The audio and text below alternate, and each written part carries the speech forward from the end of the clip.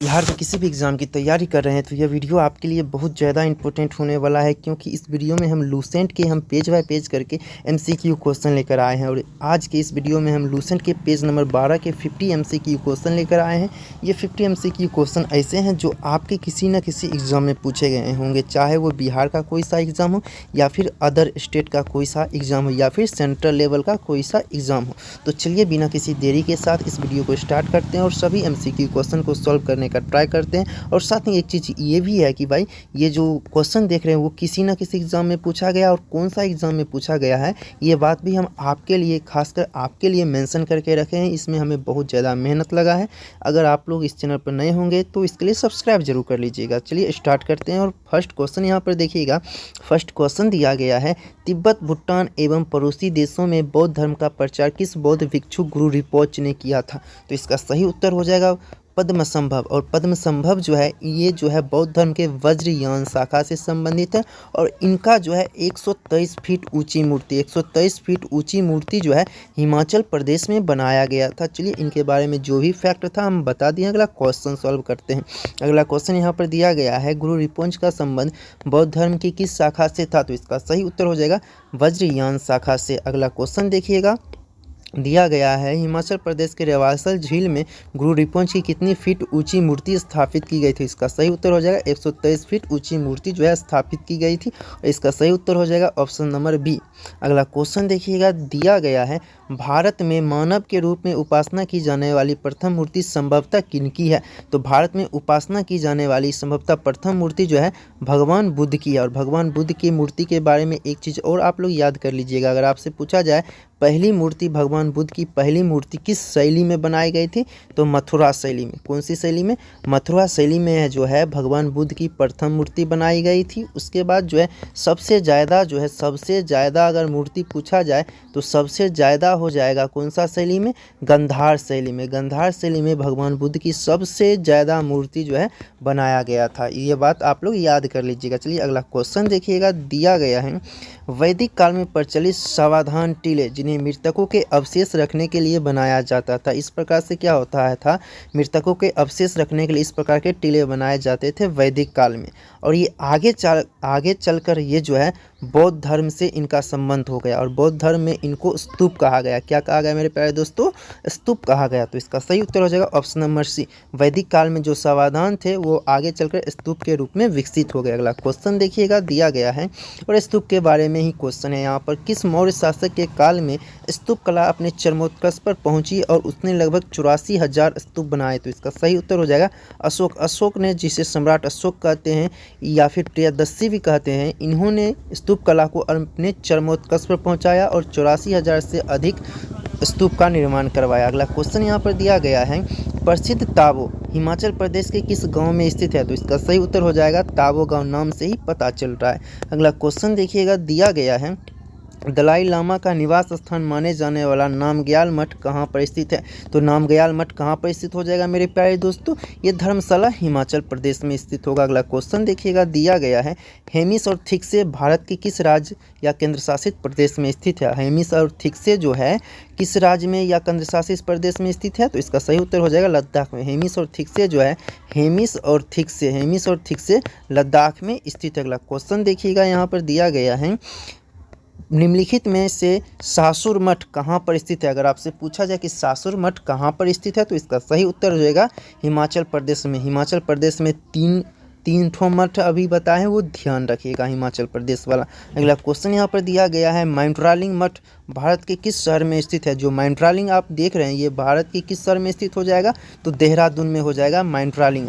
अगर आपसे पूछा जाएगा नाइंड्रालिंग, अगर आपसे पूछा जाएगा नाइंड्रालिंग, अगर आपसे ये पूछा जाए ये मठ कहाँ पर स्थित है तो इसका सही उत्तर हो जाएगा कर्नाटका में नाइंड्रालिंग स्थित है। ये दोनों थोड़ा कन्फ्यूजन सा लग रहा है तो इसको थोड़ा ध्यान रखिएगा।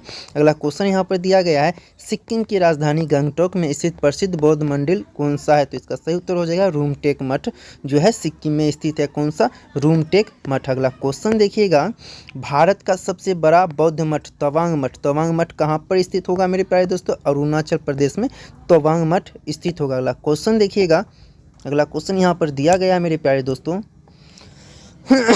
के मैसूर में स्थित प्रसिद्ध बौद्ध मठ का क्या नाम था? कर्नाटक के मैसूर में जो बौद्ध मठ स्थित है उसका नाम क्या हो जाएगा? नामट्रालिंग। आपको पहले वाले क्वेश्चन में ही बता दिए थे। अगर आपसे पूछा जाए कि जो ठीक से देख रहे हैं वो कहाँ पर हो जाएगा, आप लोग कमेंट में कमेंट कीजिएगा। ताबो मठ कहाँ पर होगा?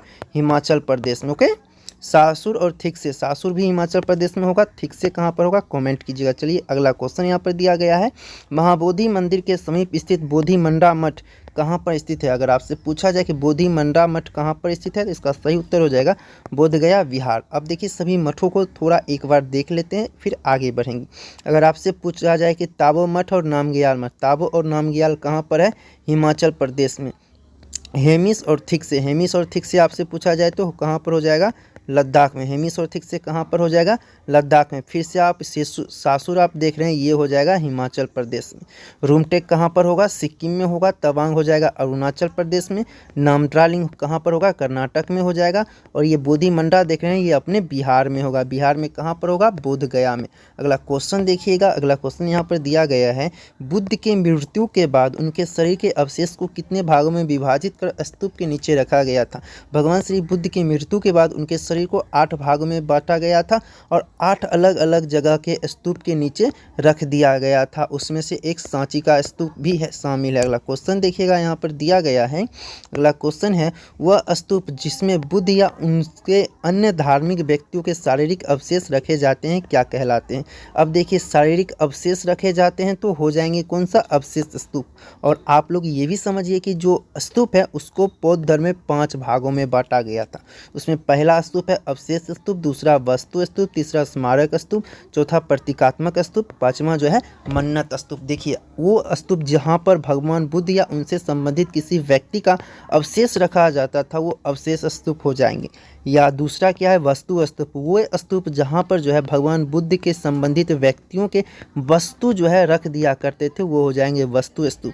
और ये स्मारक स्तूप क्या है? स्मरण करने के लिए, स्मरण, ऐसा स्तूप जो भगवान बुद्ध या उनसे संबंधित किन्हीं लोगों का जो है स्मरण के लिए जो स्तूप बनाया जाता था वो स्मारक स्तूप हो जाते थे। और प्रतीकात्मक स्तूप ये समझिए जिनके किसी प्रतीक के बारे में, कुछ भगवान बुद्ध के जीवन में या फिर बौद्ध धर्म से संबंधित कोई घटना हुआ उसके प्रतीक के रूप में जो स्तूप बनाए जाते थे, किसके प्रतीक के रूप में जो स्तूप बनाए जाते थे वो प्रतीकात्मक स्तूप। और मन्नत स्तूप जो देख रहे हैं लाभ के लिए, रुपया पैसा कमाने के लिए जो स्तूप बनाए जाते थे वो मन्नत स्तूप कहे जाते थे। अगला क्वेश्चन यहाँ पर देखिएगा, अगला क्वेश्चन दिया गया है, सांची का स्तूप स्तूपों की किस श्रेणी के अंतर्गत आता है? सांची का स्तूप जो है अवशेष स्तूप के अंतर्गत आएंगे। चलिए थोड़ा यहाँ पर देख लेते हैं स्तूप उदाहरण, स्तूपों का जो है उदाहरण थोड़ा देख लेते हैं, उसके बाद फिर हम जो है आगे देखेंगे। देखिए यहाँ पर क्या दिया गया है, अवशेष स्तूप। अवशेष स्तूप में सांची का स्तूप आपसे पूछा जाए तो वो अवशेष स्तूप हो जाएंगे।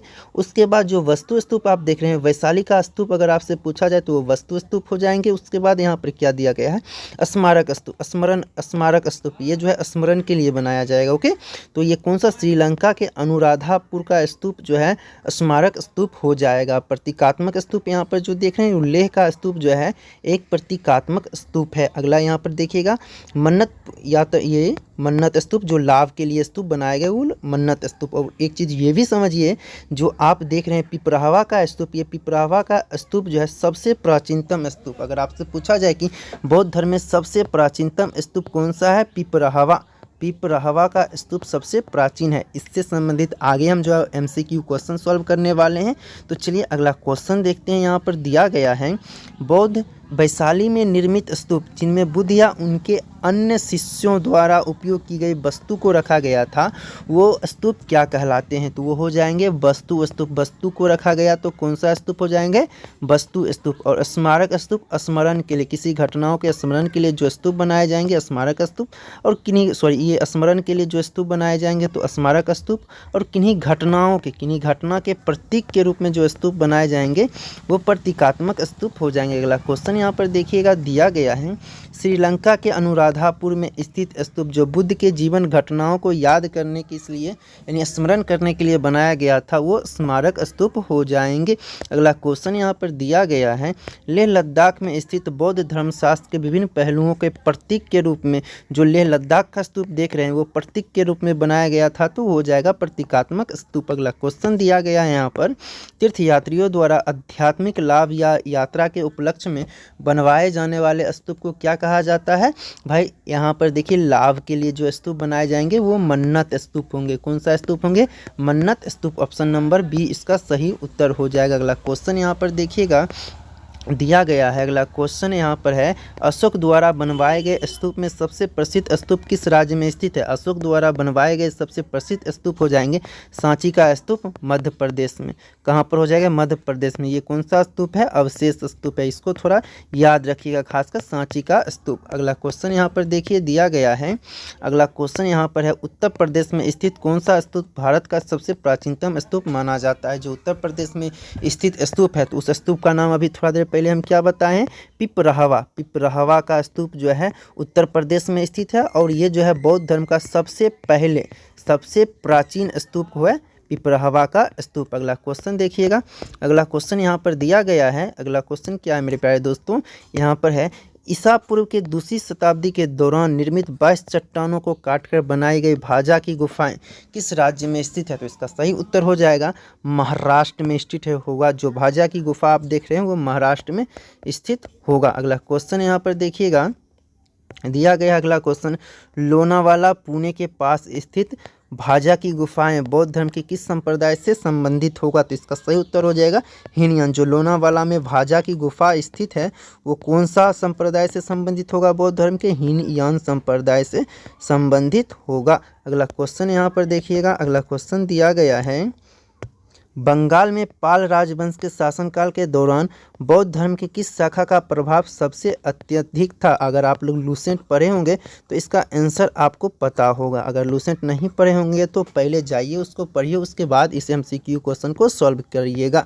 तो इसका आंसर आपको पता होगा तो आप लोग इसको कमेंट बॉक्स में कमेंट करना है। इस क्वेश्चन का आंसर हम नहीं बताएंगे। अगला क्वेश्चन देखिएगा, यहाँ पर दिया गया है, पाल काल में वज्रयान, देखिए इसका आंसर आ ही गया है, वज्रयान शाखा का हो जाएगा। इसके अंतर्गत किस बौद्ध देवी मूर्ति का पूजा अत्यंत लोकप्रिय हुई? तो हो जाएगा इसका सही उत्तर तारा देवी। इनकी मूर्ति का पूजा जो है अत्यंत लोकप्रिय हो गया।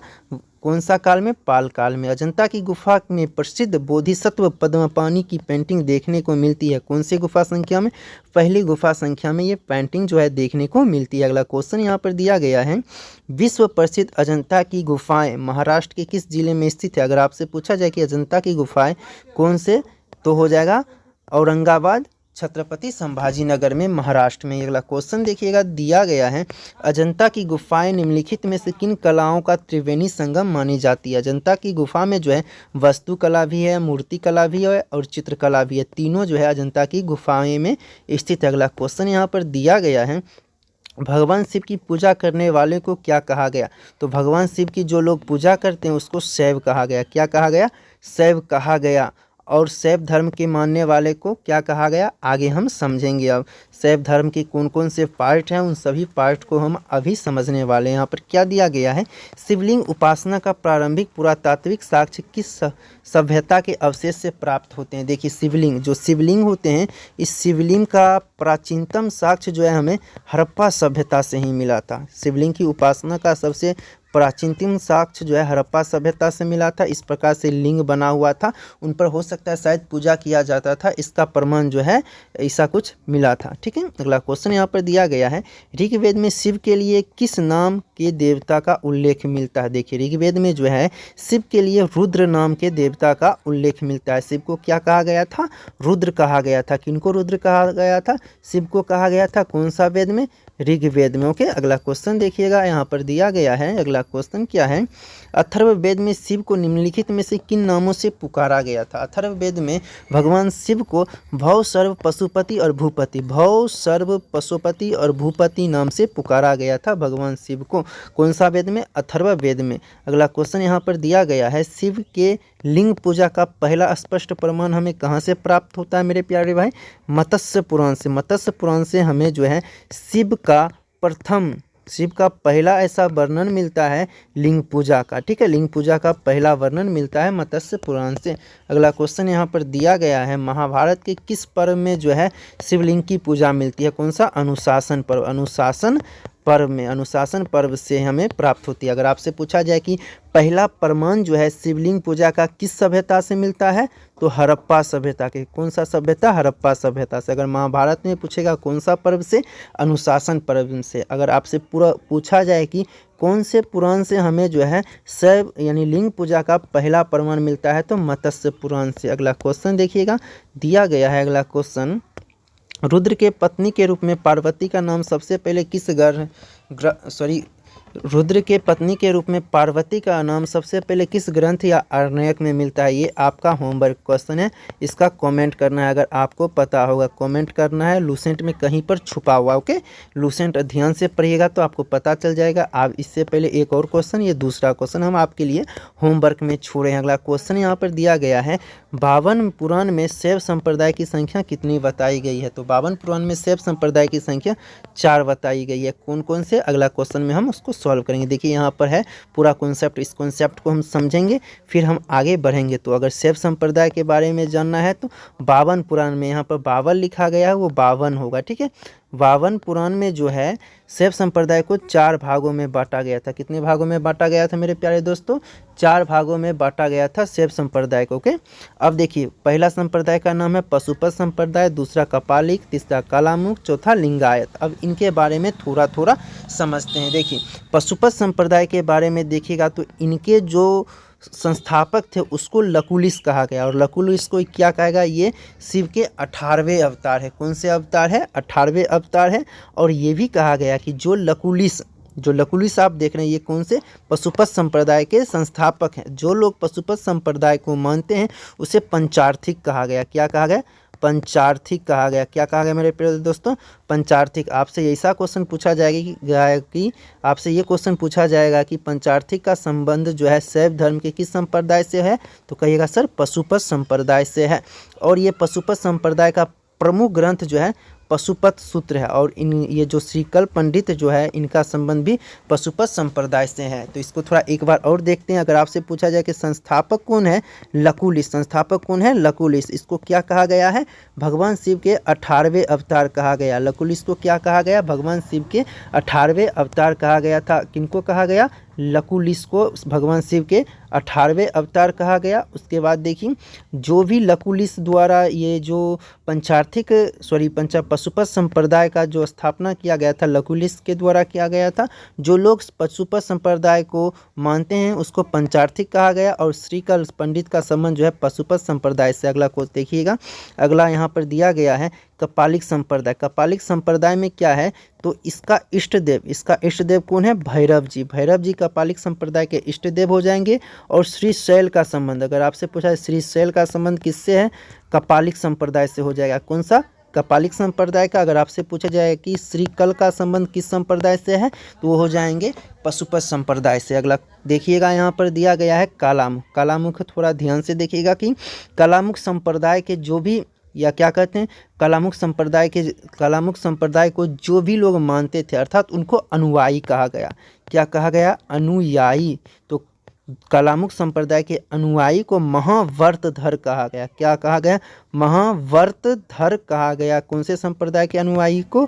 कौन से संप्रदाय के अनुयायी को हो जाएगा? तो कालामुख संप्रदाय के अनुयायी को व्रतधर कहा गया। और ये क्या करते थे? जो नरकपाल देखते हैं, जो नरकपाल होता है, नरकपाल देखते हैं, इसमें सुरापान क्या करते थे? खाना पीना जलपान भी किया करते थे। और ये अपने शरीर पर भस्म लगाया करते थे, चिताओं का भस्म लगाया करते थे। और लिंगायत संप्रदाय के बारे में समझिए, ये जो है साउथ इंडिया में लिंगायत संप्रदाय यानी कि दक्षिण भारत में लिंगायत संप्रदाय प्रचलित था। इनके अनुयायियों को जंगम कहा गया। ठीक है, लिंगायत संप्रदाय को जंगम भी कहा गया। आगे क्या है देखिए, और यहाँ पर जो है शिवलिंग की उपासना इसमें किया करते थे। और सूर्य संपादने का संबंध पूछा जाए तो वो लिंगायत संप्रदाय के प्रमुख ग्रंथ हो जाएंगे। शून्य संपादने। अगला क्वेश्चन यहाँ पर देखिएगा, शैव धर्म का सर्वाधिक प्राचीन संप्रदाय कौन सा है? सबसे प्राचीन कौन सा हो जाएगा? कपालिक हो जाएगा। कौन सा मेरे प्यारे दोस्तों? कपालिक हो जाएगा। शैव धर्म का सबसे पुराना संप्रदाय कपालिक संप्रदाय हो जाएंगे। इसके संस्थापक कौन है? लकुलिश। लकुलिश लकुलिश कौन सा हो जाएंगे? लकुलिश। और लकुलिश को क्या कहा गया? भगवान शिव के 18वें अवतार कहा गया। ओके। और इसमें एक और धर्म जो कपालिक संप्रदाय है, इसमें एक पुस्तक प्रचलित है, उसको क्या कहा गया? पशुपत सूत्र। कौन सा सूत्र प्रचलित है? पशुपत सूत्र। इसका मुख्य ग्रंथ इसी को कहा जाता है। अगला क्वेश्चन यहाँ पर देखिएगा दिया गया है, पशुपत संप्रदाय के संस्थापक कौन थे जिन्हें भगवान शिव के 18वें अवतार कहा जाता है? तो इसका सही उत्तर हो जाएगा लकुलिश। अगला क्वेश्चन यहाँ पर दिया गया है, पशुपत संप्रदाय के अनुयायियों को क्या कहा गया? पंचार्थिक। पशुपत संप्रदाय के अनुयायियों को क्या कहा गया? पंचार्थिक। अगला क्वेश्चन यहाँ पर दिया गया है, पशुपत संप्रदाय के प्रमुख सैद्धांतिक ग्रंथ कौन सा हो जाएंगे? पशुपत सूत्र अभी हम आपको थोड़ा देर पहले बताए हैं। अगला क्वेश्चन यहाँ पर दिया गया है, कपालिक। कपालिक संप्रदाय के इष्ट देव कौन हो जाएंगे? भैरव हो जाएंगे। भैरव क्या हो जाएंगे? इष्ट देव। और श्रीकल, श्रीकल या श्रीशैल, श्रीशैल का संबंध जो है कपालिक संप्रदाय से हो जाएंगे। अगला क्वेश्चन यहाँ पर दिया गया है, शिव पुराण में शैव संप्रदाय के अनुयायियों को महाव्रतधर कहा गया, तो कौन सा? कपालिक हो जाएंगे। अगला क्वेश्चन यहाँ पर सॉरी कपालिक नहीं होंगे, यहाँ पर क्या? कलामुख हो जाएगा। अगला क्वेश्चन देखिएगा दिया गया है, दक्षिण भारत में प्रचलित लिंगायत संप्रदाय का प्रवर्तक कौन है? तो दक्षिण भारत में प्रचलित लिंगायत संप्रदाय के प्रवर्तक हो जाएंगे मेरे प्यारे दोस्तों अल्लभ प्रभु और उनके शिष्य बासव हो जाएंगे। ठीक है। और जो है लिंगायत संप्रदाय को क्या कहा गया था? जंगम कहा गया था। और इनमें एक प्रसिद्ध पुस्तक कहिए, इनका जो मूल पुस्तक है वो कौन सा? शून्य संपादने। शून्य संपादने, ऐसा क्वेश्चन आपसे पूछा जाए कि शून्य संपादने का संबंध शैव धर्म की किस शाखा से है? तो कहिएगा सर लिंगायत शाखा से है, लिंगायत संप्रदाय से है। अगला क्वेश्चन यहाँ पर दिया गया है, लिंगायत संप्रदाय का मुख्य धार्मिक ग्रंथ कौन सा हो जाएंगे मेरे प्यारे दोस्तों? शून्य संपादने हो जाएंगे। अगला क्वेश्चन यहाँ पर दिया गया है, कर्नाटक के कलचुरी राजा के दरबार में मंत्री रहे बासव और उनके भतीजी चन्ना बासव किस कुरीतियों का कड़ा विरोध किया था और विधवा विवाह की अनुमति दिए थे? तो इसका सही उत्तर हो जाएगा उपयुक्त में से सभी। जो कलचुरी वंश के राजा में जो बासव हुआ करते थे और उसके भतीजे चन्ना था, वो क्या करते थे? जाति प्रथा का विरोध करते थे। कौन से प्रथा? जाति प्रथा का विरोध किए थे, बाल विवाह का विरोध किए थे, और उपवास जो देख रहे हैं, जो उपवास जैन धर्म में प्रसिद्ध था, उपवास करके जीवन को त्याग देना, इसका विरोध किए थे, और तीर्थ यात्रा का भी विरोध किए थे। तो इसका सही उत्तर हो जाएगा उपयुक्त में से सभी। अगला क्वेश्चन यहाँ पर देखिएगा दिया गया है, निम्नलिखित में से दर्शन और उनके संस्थापकों का कौन सा युग्म सही सुमेलित है? तो आजीवक संप्रदाय के संस्थापक हो जाएंगे मोगलीपुत्र गोस्वाल, घोर और क्रियावादी के हो जाएंगे पूरन कश्यप, यादृच्छावाद के हो जाएंगे आचार्य अजित, और इसका सही उत्तर हो जाएगा उपयुक्त में से सभी। इसी के साथ जय हिंद, और इस वीडियो को एंड करते हैं। साथ ही एंड करने से पहले थोड़ा एक चीज़ आप लोग क्या कीजिएगा, हमारे चैनल को सब्सक्राइब कर दीजिएगा, क्योंकि आपके लिए बहुत ज़्यादा मेहनत कर रहे हैं। पहली बात तो क्वेश्चन छांटने में मेहनत, उसके बाद कौन सा एग्जाम में पूछा गया है ये बात जानने में भी बहुत ज़्यादा मेहनत लगता है। तो चलिए इसी के साथ जय हिंद करते हैं और इस वीडियो को एंड करते हैं। ओके, जय हिंद मेरे प्यारे दोस्तों।